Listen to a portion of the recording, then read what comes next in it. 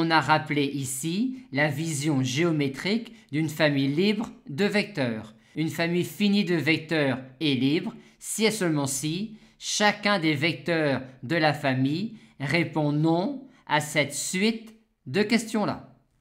Conséquence, si pour une famille finie de vecteurs, vous faites passer au vecteur de la famille cette série de questions-là et que vous ne gardez dans la famille que les vecteurs pour lesquels la réponse a été non, vous récupérez à la sortie une famille extraite de cette famille-là qui désormais est libre et en plus, la famille obtenue génère le même SEV que la famille de départ.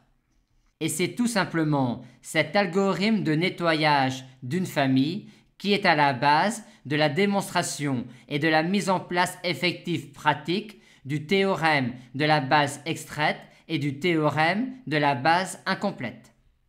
Le théorème de la base extraite dit que quand vous avez un espace vectoriel dans lequel il n'y a pas que le vecteur nul et qui est généré par une famille finie de vecteurs, on peut extraire de cette famille-là une famille de vecteurs qui reste génératrice de E, mais qui désormais est libre et qui constitue donc une base de E.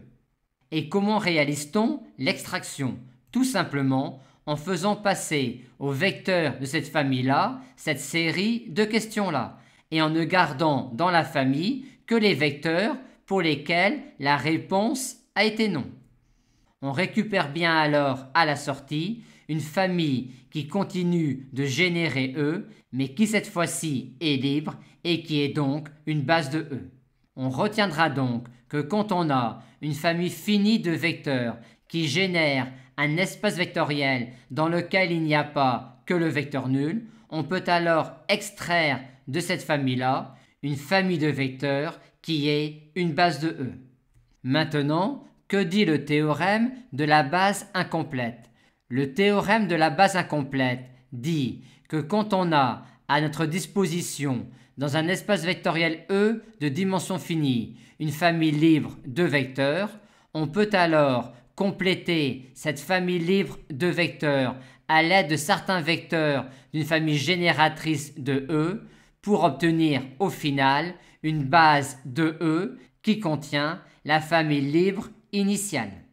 Et ceci est uniquement le théorème de la base extraite appliqué à cette famille génératrice-là de vecteurs de E, en remarquant que quand on applique l'algorithme de nettoyage à cette famille de vecteurs-là, la réponse à la suite de questions posées sera non pour ces R premiers vecteurs-là, vu que ces vecteurs-là constituent une famille libre de E. Par conséquent, on est sûr de les retrouver dans la famille extraite qui constitue une base de E.